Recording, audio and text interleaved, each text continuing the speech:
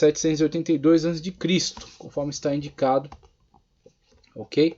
O reinado de Jeoás. Enquanto Jeoás estava reinando, você tem a situação de Joás reinando em Israel.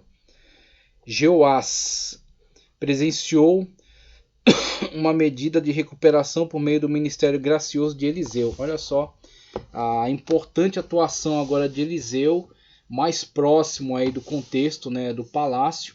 Então isso é interessante, essa mudança, né? Enquanto que na situação de Acabe e Jezabel você tinha uma perseguição ferrenha a Elias, né? Então Elias, o tisbita, aparecia de repente e sentenciava Acabe, né? Na situação, por exemplo, de Nabote, que ele deixou muito claro que aquilo não ficaria impune, aquilo seria punido gravemente.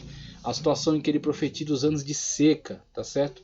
A situação em que querem obrigá-lo a comparecer diante do rei e ele manda descer fogo do céu para consumir aqueles pelotões.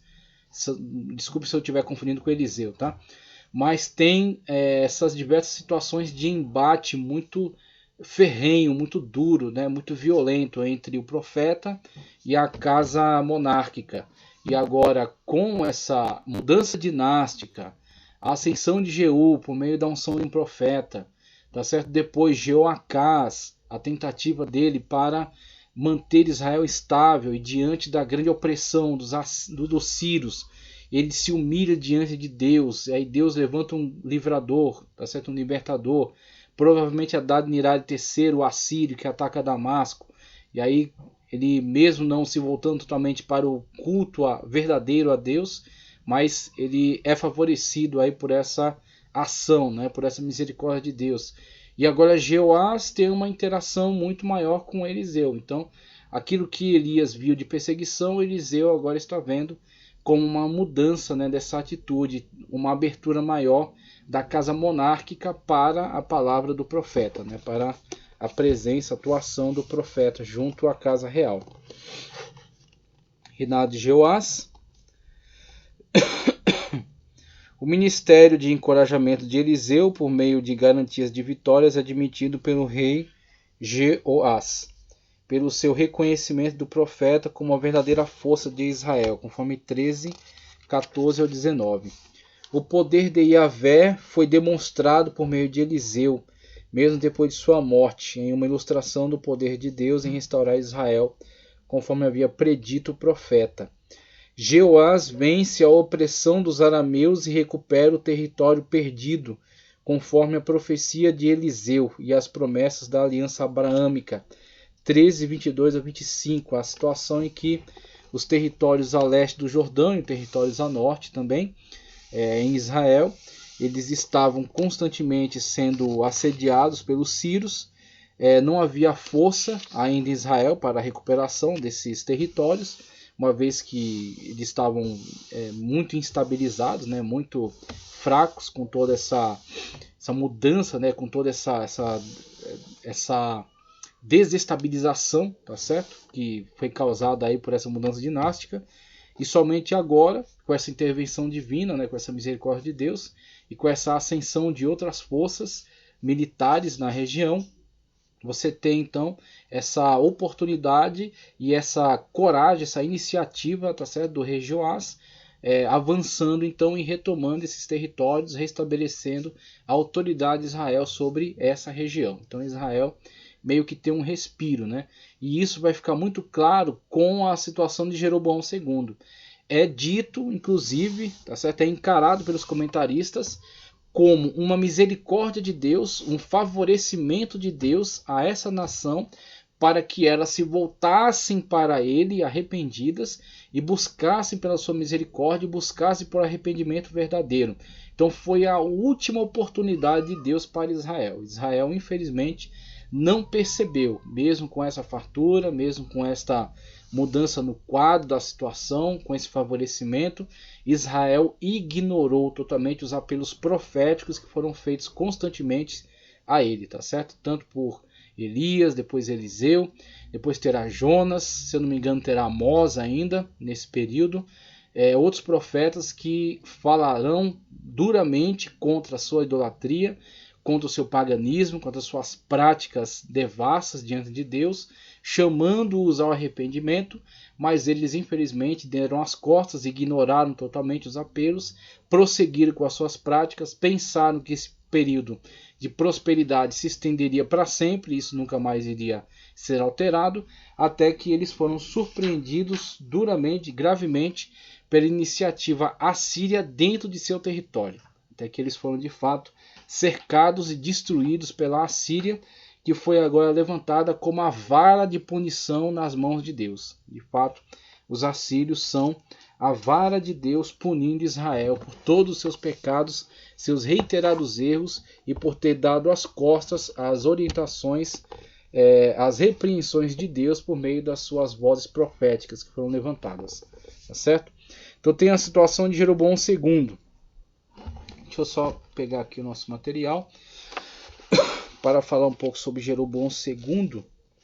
Joacá, Jeoá, Jeroboão II, 775-746 a.C.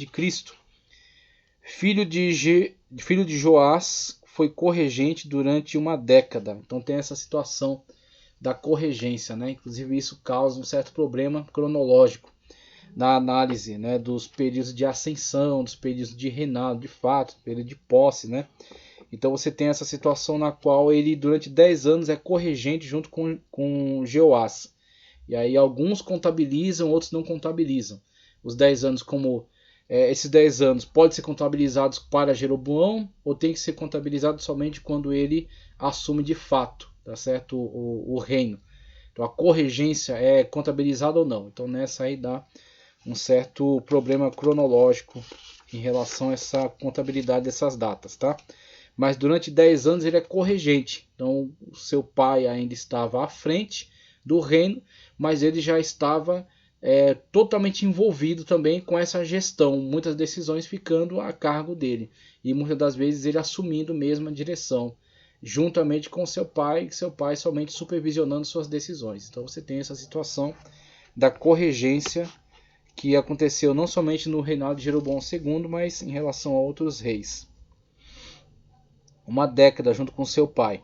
Após a morte do seu pai, reinou em Israel por 41 anos. Veja que é extenso o período de reinado aí de Jeroboão II, tá?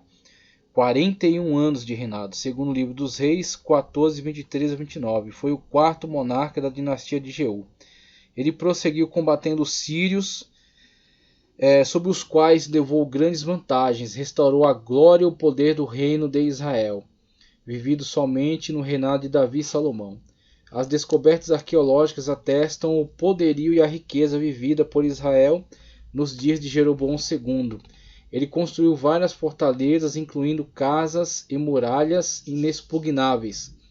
Apesar de ter a ajuda do profeta Jonas, que participa aqui desse período monárquico, né, filho de Amitai, não deixou de andar nos caminhos de seus antecessores, adorando os bezerros de ouro. Esse negócio dos bezerros de ouro não é retirado de Israel. Mesmo um rei que tenha boas inclinações, ele mantém, tá certo, esse terrível flagelo que é os bezerros de ouro de Jeroboão. Eles abraçaram esse negócio como uma política fundamental para a manutenção de Israel como uma nação independente de Judá.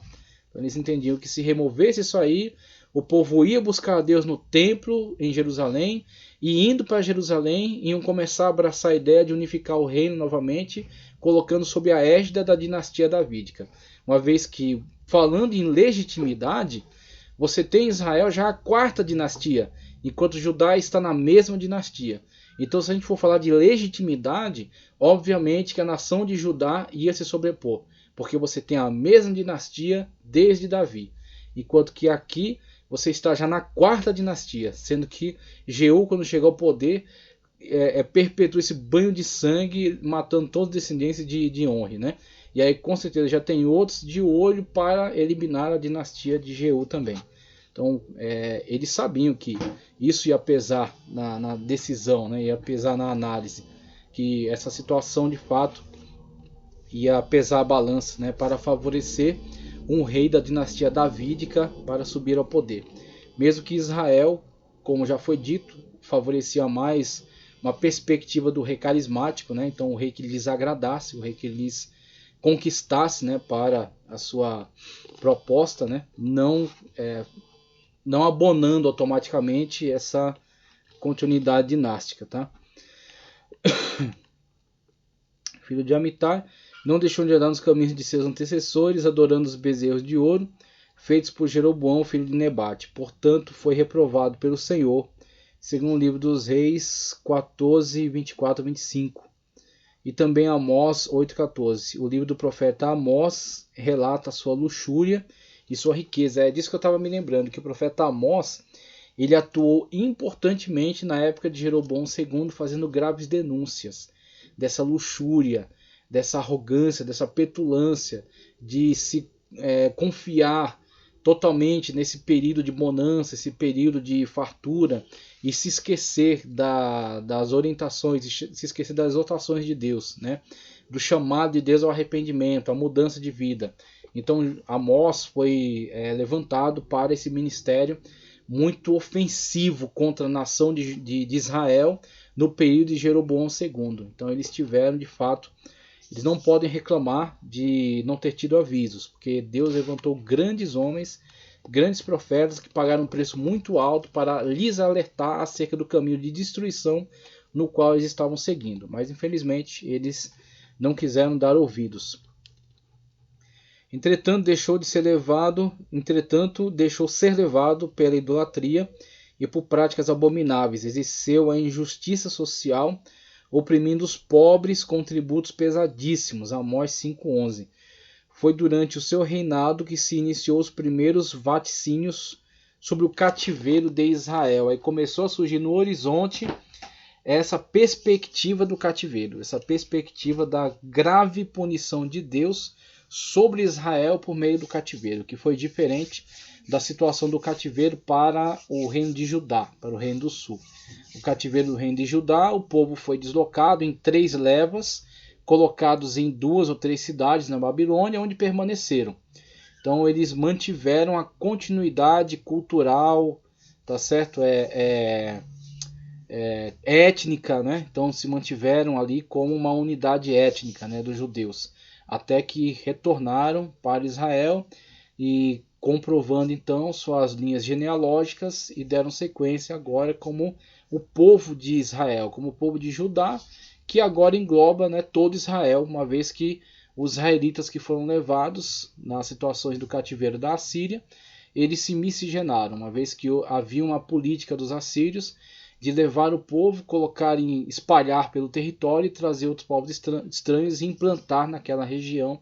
Então você promove com isso uma miscigenação, uma mistura, que também acaba por ser uma sincretização religiosa, o que será de fato observado na situação. Os povos que vêm trazem seus deuses, seus cultos, suas práticas e misturam isso com a adoração ao Deus de Israel, tá certo? Então você tem miscigenação e sincretismo produzindo aí a nação chamada dos samaritanos.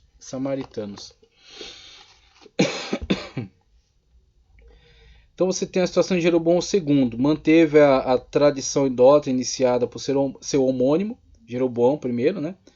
Expandiu as fronteiras de Israel para os limites implantados por Davi, então aí onde entra o grande êxito militar, aproveitando-se da situação da Assíria, que agora é favorável. Então eles estão pagando tributos e tudo mais.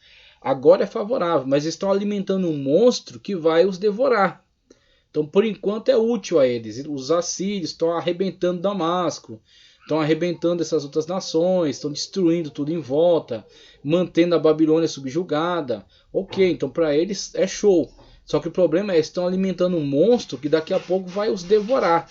Quando descer para Israel e cercar Samaria, aí, meu irmão, não vai ter quem tire eles, né? Quem livre eles. Ainda mais porque eles haviam se voltado contra Deus e Deus estabeleceu agora esse juízo, essa punição. Então Deus usou os assírios para punir duramente a nação de Israel, conforme Amós já estava alertando. Então foi um alerta que Amós já estava levantando. Olha, vai vir dura punição, uma vez que vocês não se arrependem, uma vez que vocês não se humilham, vai vir uma dura punição. Essa punição chegou na época, né, de Salmaneser IV, uma coisa assim. Jeroboão expandiu as fronteiras. O êxito de Jeroboão foi a última demonstração divina de misericórdia, conforme eu tinha falado já. para com Israel, antes da última punição, conforme capítulo 14, versículos 26 a 27. Um resumo do reinado de Jeroboão é apresentado em 14, 28 e 29 de 2 Reis, né? O reinado de Azarias de Judá, aí vai falar um pouco acerca do rei de Judá, tá certo? O rei de Judá. E aí você tem, após Jeroboão, o breve reinado de Zacarias, que vai cair para a insurreição de Salum, tá? Zacarias, breve reinado de Zacarias sobre Israel, 6 meses. 6 meses. Zinri foi uma semana, né? Então não conseguiu ganhar de Zinri.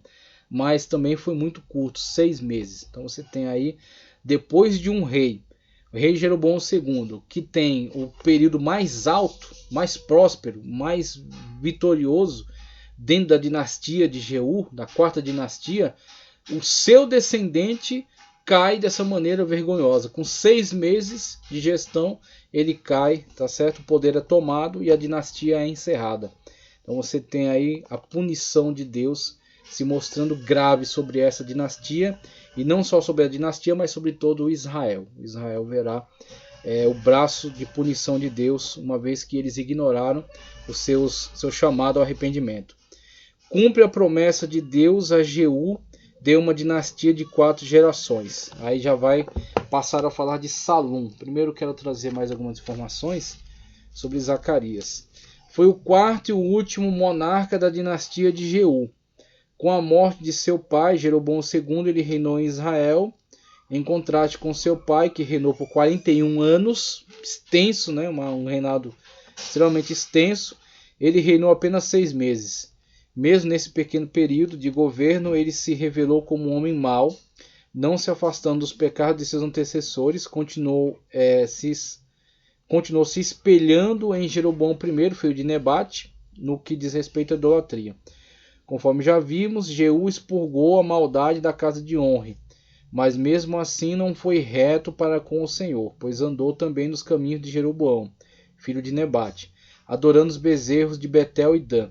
Portanto, o mal que devia vir sobre ele não veio, mas foi protelado para a 4ª geração, tendo em vista que Zacarias era da 4ª geração de Jeú. O mal que havia sido previsto por profecia veio e caiu cabalmente sobre ele ao ser exterminado por Salum, segundo o livro dos Reis 10:30, 15, 10 ao 12. Dessa forma, fim da dinastia de Jeú em Israel. Os reis dessa dinastia foram Jeú, Jeoacás, Joás e Jeroboão II, e por último Zacarias.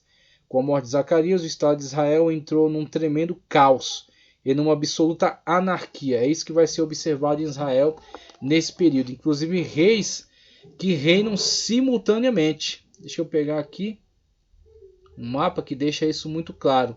Reis que reinam simultaneamente. Você tem a dinastia, né, de Jeú, que eliminou toda a casa, toda a dinastia de Onre, tá?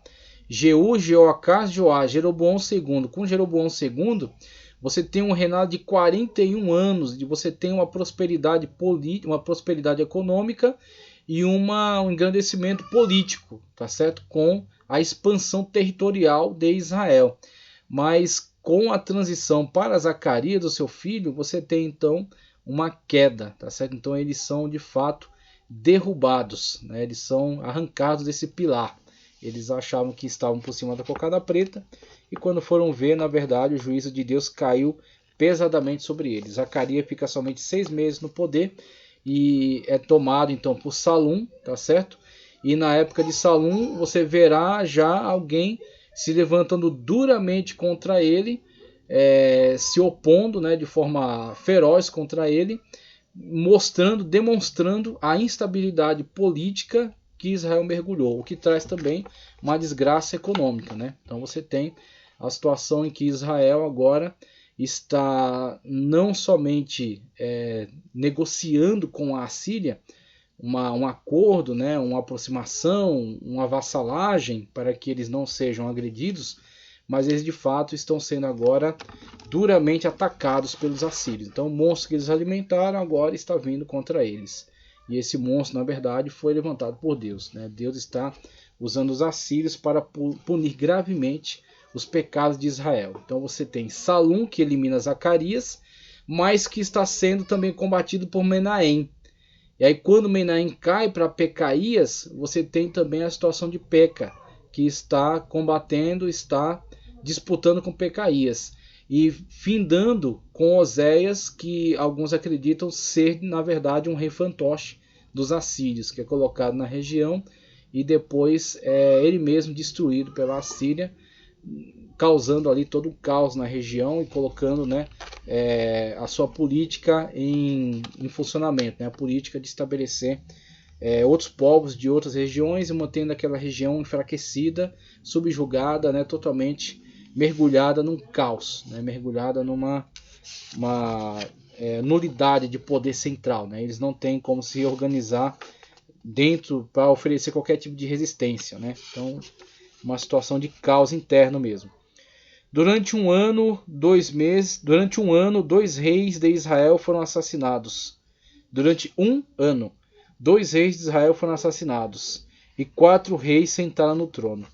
Imagina como devia estar a situação do povo. Após a morte de Jeroboão II, o reino de Israel perdurou menos de 30 anos. Depois de Jeroboão II, menos de 30 anos para o reino ser totalmente eliminado.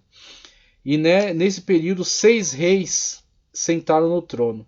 Dentre eles, 5 foram assassinados. Dessa forma se cumpriu a visão que o profeta Amós teve de um cesto de frutos inteiramente estragados, conforme a profecia de Amós 8:2. Então você tem esses 6 reis aqui que vão durante esse curto espaço de tempo disputar o mesmo trono, o trono de Israel. Zacarias, o último rei da dinastia de Jeú, que fica só 6 meses, derrubado por Salum, que já ao chegar ao poder, tá certo? Se é que se pode dizer, né? Ao se estabelecer no poder, sofre com a disputa de Menahem. Menahem derrubando Salum, terá então Pecaías no seu encalço. E este, quando consegue se estabelecer no lugar de Menahem, Peca estabelece essa disputa com ele, que findará com Oséias, que acredita-se ser um rei fantoche dos assírios. Então você tem esses 6 monarcas aqui: Zacarias, Salum, Menahem, Pecaías, Peca e Oséias, desse curto período em que Israel está chegando já ao seu fim, a sua destruição final, com as deportações e com a política de implantação de outros reinos, de outros povos ali na região, pelos assírios, tá ok? Então você tem aí o fim da dinastia de Jeú. O fim da dinastia de Jeú. Salum, olha o texto bíblico que fala acerca de Salum. Segundo o livro dos Reis 15:13, Salum, filho de Jabes, conspirou contra Zacarias, o último rei da dinastia de Jeú. Ele o atacou na frente do povo, assassinou e foi seu sucessor. É estranho, né? Como o povo de Israel, eles não reagem ofensivamente, não reagem negativamente a esse tipo de tomada de poder. Isso aconteceu na situação de Baasa, né?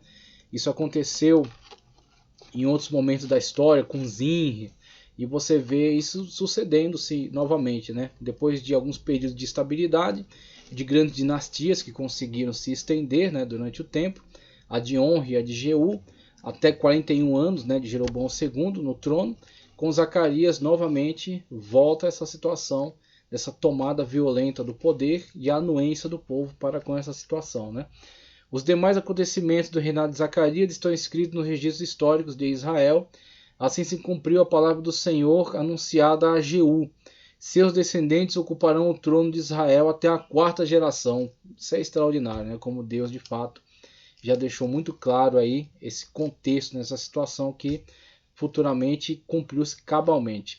Salum, filho de Jabes, começou a reinar no 38º ano do reinado de Uzias, rei de Judá, e reinou 1 mês em Samaria. Enquanto Uzias, descendente da casa de Davi, está reinando em Judá. Tá, ok? Então você tem aí esse quadro histórico, né? Então você terá aqui o reinado de Salum sobre Israel, 1 mês, 752 a.C., é encurtado pela sangrenta revolta de Menahem. Então, a situação que foi descrita, né? Daqueles 6 reis que se revezam na cadeira real. Então Salum dá esse golpe e derruba Zacarias, mas por outro lado ele já tem no seu encalço Menahem. Então ele consegue manter-se um mês no governo. Zacarias pelo menos conseguiu se manter 6, né? Ele se mantém um mês no poder. O reinado de Menahem sobre Israel, 752 a 742 a.C., foi espiritualmente mau e sobreviveu à intervenção da Assíria mediante o pagamento de tributos a Tiglat-Pileser III. Então começa a situação aí de agressão, né, de entrada da Assíria para dentro do território de Israel e o pagamento de pesados tributos, né, para que pudesse então manter a integridade de Israel diante desses ataques, diante desses assédios, né? O que não poderá durar por muito tempo. Você vê que pouco tempo depois, com toda essa estabilidade política, essa mudança de reis, você terá enfim a destruição de Israel, que já está muito breve. Então Menahem, filho de Gade, foi de Tirza a Samaria e atacou Salum. Salum, que havia matado Zacarias na frente do povo. Agora, esse Menahem, saindo de Tirza, que foi a antiga capital, ele vai até Samaria e mata Salum, né, que havia matado Zacarias, filho de Jabes. Assassinou e foi o seu sucessor. Os demais acontecimentos do reinado de Salum e a conspiração que liderou estão escritos nos registros históricos dos reis de Israel. Naquela ocasião, Menahem, partindo de Tirza, atacou Tífisa e todos que estavam na cidade e seus arredores, porque eles se recusaram a abrir as portas da cidade. Saqueou Tífisa e rasgou ao meio todas as mulheres grávidas. A crueldade, né? A terrível crueldade que passa a se multiplicar, né, durante esse período. Então você tem esses atos de extrema crueldade, essa instabilidade política, essas mudanças na casa real muito rápidas, né? Zacarias fica 6 meses, Salum o mata na frente do povo, fica 1 mês. Menahem, agora saindo de Tirza, mata Zacarias e invade Tífisa, né, que não quis abrir as portas para esse novo monarca, né, esse novo rei. A situação cruel que ele perpetua aí com esse tipo de atos, né, ímpios, esses atos extremamente violentos, sanguinários, né? Então você tem, partindo de Tífisa, atacou Tirza, partindo de Tirza, atacou Tífisa,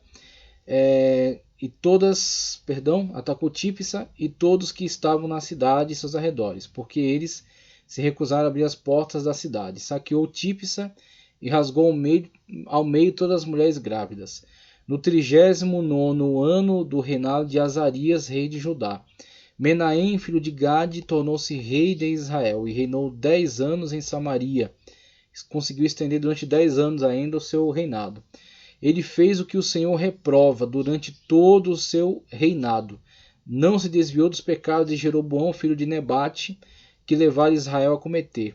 Então Pul, que é chamado também assim, né, Pul Tiglat-Pileser, rei da Assíria, invadiu o país e Menahem lhe deu 35 toneladas de prata para obter o seu apoio e manter-se no trono. Menahem cobrou essa quantia, só separar aqui, Menahem cobrou essa quantia de Israel. Todos os homens de posse, né, tiveram que contribuir com 600 gramas de prata no pagamento ao rei da Assíria. Então ele interrompeu a invasão e foi embora. Os demais acontecimentos do reinado de Menahem, todas as suas realizações, estão escritos nos registros históricos dos reis de Israel.